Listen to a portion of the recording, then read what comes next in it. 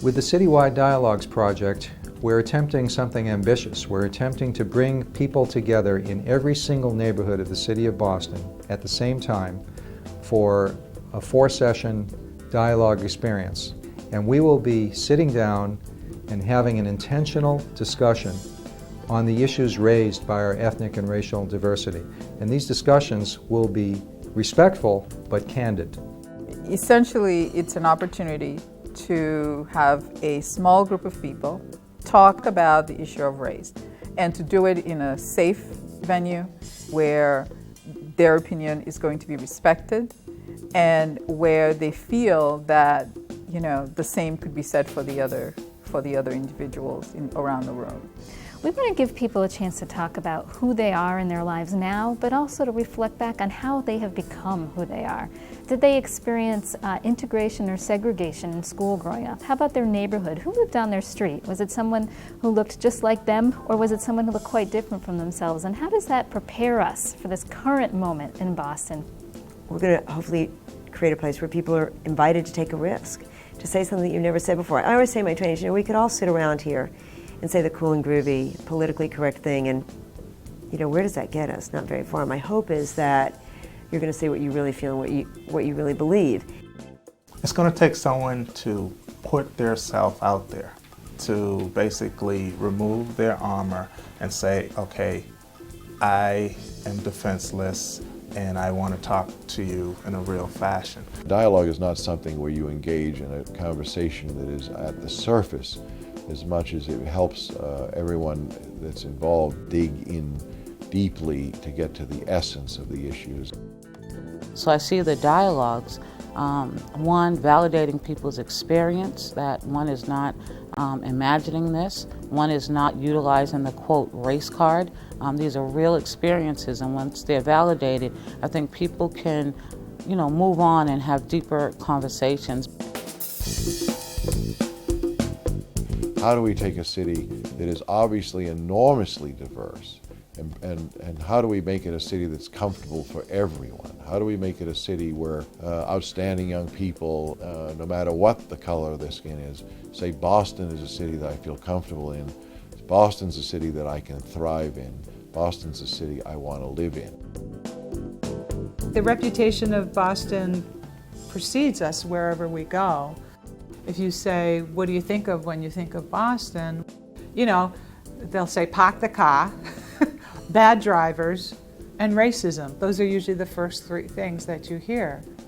I see the different communities and how separated they are and how unwelcoming they can be. And learning about all of the different issues from the different communities, it's painful.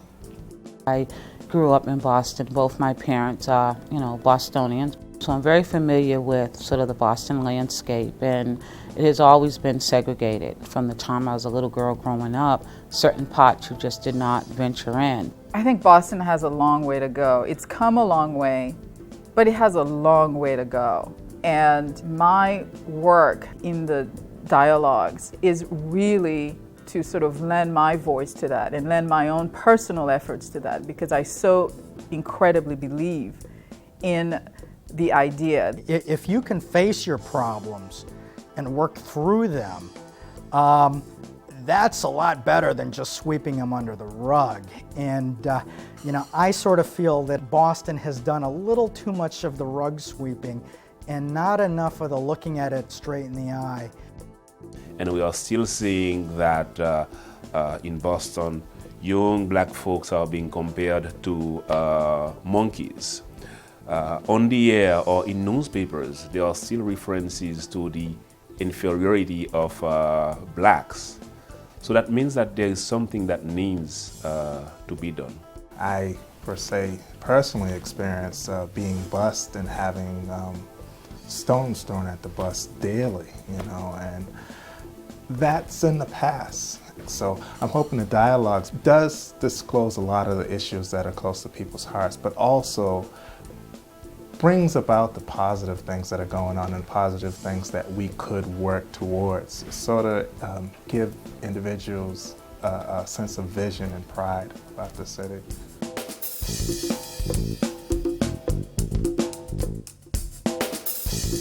What is making this project go is a bunch of inspired, passionate people who say, we're going to do it.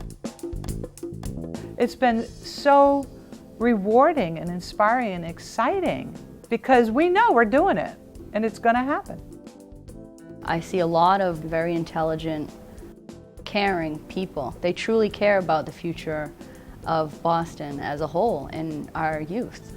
The circle has been widening and widening. Right now we have a planning committee of about 13 people representing various organizations. Through those people, we have hundreds of people from city agencies and on the state and federal level, community-based organizations and religious organizations.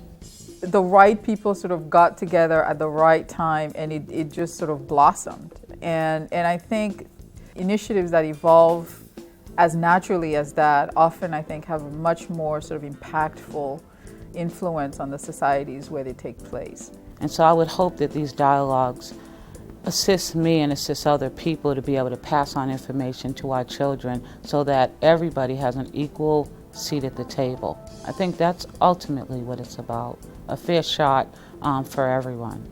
Out of these dialogues will come a prescription to follow that will work toward improving racial and ethnic relations in this city. When folks are up against the wall and they disagree with each other and they can't come to solutions or come to understanding, if we just slow it down and give everybody a chance to talk, and if there's enough time, people shift. And I think, wow, all we need is opportunity and time, and people shift. It's such an easy formula. So the citywide dialogues is opportunity and time. And wow, the energy in the city will shift. And this will be a better city as a result of it. People, I think, have not valued enough the type of richness, cultural, artistic, linguistic, culinary richness that other communities may bring. So I am hoping that as those kind of contacts are made, that people would know more about them and then we'll fully integrate them into the larger Boston culture. Ultimately, you'll have a more colorful and more beautiful painting of Boston.